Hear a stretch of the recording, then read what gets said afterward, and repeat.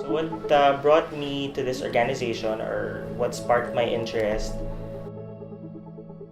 even in my training in school, we've always been taught to have a cause or to have an end goal. You could be calling about your child, you could be calling about your marriage or anything. It could be that you've had a trauma.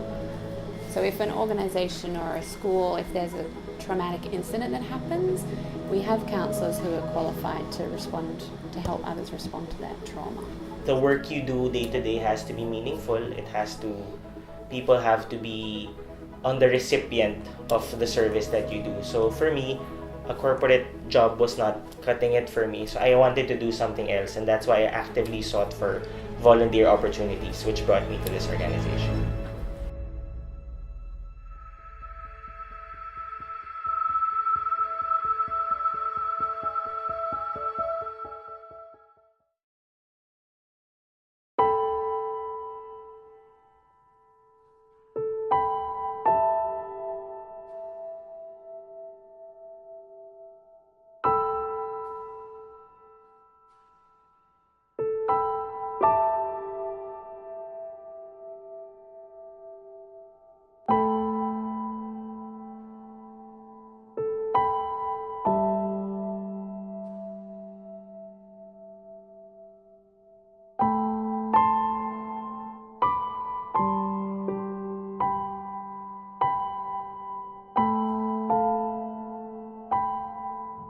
Yung depression, gawa-gawa lang ng mga tao yan. Gawa nila sarili nila. Oo, dinidepress nyo lang yung sarili nyo, tapos nagkakaroon ng sakit. Moral support. Hindi, kasi mahirap Huwag nyo ito. supportahan. Oo. Gawa-gawa lang niya yun. Oo, it's all in the mind. Nagpapasosyal lang. People are hesitant to seek help because of the stigma that surrounds mental health. Afraid of being ridiculed, they tend to keep their feelings to themselves, which isn't healthy. This is another factor that leads to suicide. When people aren't able to let out what they're feeling, it often consumes one's thoughts with negativity. Here in the Philippines, there are countless support groups for mental health that can be found online, but only a few accessible NGOs. One of them is In Touch Community Services. Well, the main goal is to raise awareness about mental health, to normalize it as something that's just a normal part of good health, is to address your own mental health, and also to provide support and care for those who need it. Such organizations and mental health support groups are helpful in hearing out the voices of those who are struggling, both emotionally and mentally. Mental health advocates help them lead to these organizations and encourage them to participate and volunteer in order to raise awareness. So I put up this mental health support group because I wanted to reach out to people. Here, I wanted to share articles that have helped me go through my own depression. And it's important because they know what you're going through. Yeah. So it's easier also to connect. And I also wanted this to be a community where you could share your stories of happiness, of joy, of survival or sadness. So it's a safe space where you can talk about things openly. These mental health support groups geared their attention toward the situation of the mental health community in the Philippines. In Touch Community Services is one member of this community. Originally, it was begun by some Filipino psychologists who saw the need for offering of counselling services in the crisis line. This is in the 1980s. So they began by offering counselling services and building a team, and then within 4 years, about 1984, they started training volunteers to offer telephone counselling services through the crisis line. People can turn to Crisis Line, a hotline that is manned by volunteers who go through intensive training. Here you can talk about any of your problems or anything that is bothering you. There's always someone who is willing to listen. So we look for volunteers. When they indicate their interest, we ask them to come for an interview, and at that time our crisis line trainers will interview a trainer, a current volunteer, and another person will interview the applicant to see if they think they'd be a good fit, their maturity, their attitude to life, things like that, working through a set criteria of questions, as it were. And then we have the 8 weeks training period, So the volunteer has to be prepared to attend the training for a couple of months actually, and then there's, after having completed the classroom training, then there's 96 hours of training on the phones. So that person is then accompanied by a peer or a supervisor, and if after all that time the volunteer has proven that they're a good fit for the role, then they would become a fully trained crisis line volunteer.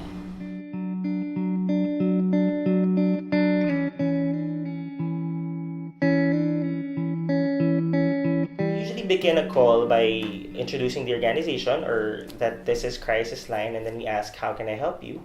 So that serves as a good springboard to, if you're a caller and then you're looking for a kind of support, you want someone to talk to, you want someone to hear you out, that question is very powerful. How can I help you? It makes them say their concern or their issue. And as people ourselves, there are issues that will also, of course, we will be able to relate with. But that is the importance of the phone counseling training that we undergo. Because in phone counseling training, before you are a certified phone counselor, you will learn tools and steps how to protect yourself. Meaning to say, self-care tools. So that you can effectively distance yourself from the issues of the callers. Because you will not be able to effectively counsel or listen to the callers, and you might even do a disservice to them if you make the call about you. For self-care, phone counselors, after engaging in a call, they would have to debrief.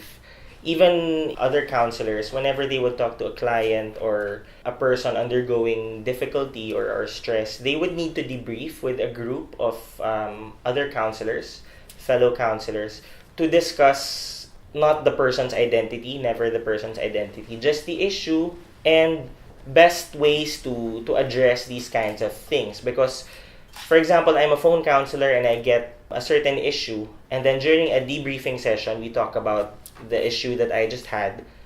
Other counselors may have had similar experiences or similar calls, so we're able to talk about best practices, and that will also help us deal with their issues. Many people who have suicidal thoughts often find no more hopeful reasons to go on. Listening to someone intently is no easy feat. It seems easy when you think about it. Doing it is another thing. But just by simply listening to someone can help turn the tables around for them. Because here in the Philippines, we have a stigma when we talk about suicide. It's such a shocking topic. And people, especially those who are not trained for phone counseling or counseling, they veer away from the topic.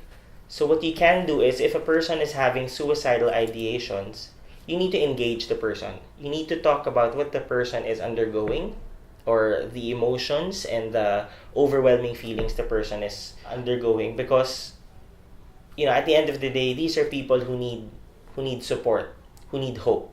And that is something, they might be looking for, because they're thinking of suicide because they don't think anyone is there to help them. So that is something you can do for them. We've had an experience that a person claimed to be decided to commit suicide while on the phone. She was saying that she already had the poison in front of her. Thankfully, she didn't commit suicide. She didn't harm herself. So what you can do for these types of callers is to engage them. That's where the suicidal protocol comes into play. Meaning to say, you can tell the person what to do if he or she is asking, what should I do? You can tell them what to do insofar as ascertaining their safety and the safety of those people around them. So if a person calls saying, I'm suicidal or I'm having suicidal thoughts, of course, one of the first few things that you're supposed to ask and tell them is, are you with someone? Where are you? Are you at home? Are you at work? Are you in school? Are you with someone? Is someone there with you? Can someone take care of you at the moment? Is there someone that you can talk to? To make sure that someone is there, even after they end the call. Someone is there for them. So, suicide protocol, again, that's different from phone counseling, because you can tell them what to do, you can intervene. You know you try to do the best you can to save someone's life, but still there's that gnawing feeling. Did I do enough?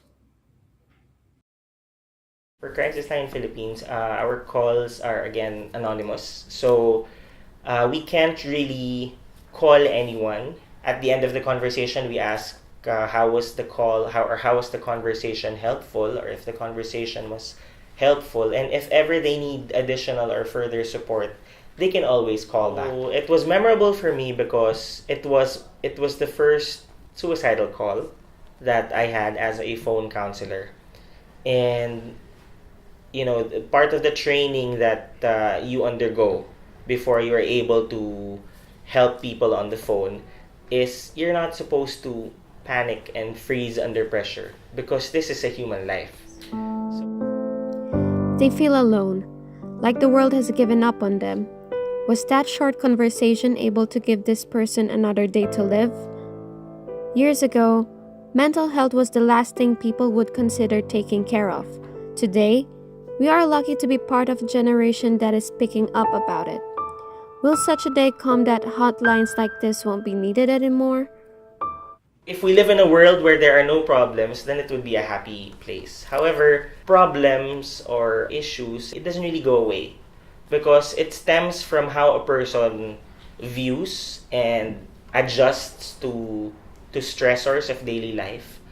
So there is always an instance where a person would need help or a person would need someone to talk to be able to deal with their own problems from day-to-day life. So again, if it happens, it's a happy problem to have because we live in a happy world. But I don't think the counseling service will stop anytime soon because you're not just dealing with suicidal people, also people who just need help on a day-to-day basis.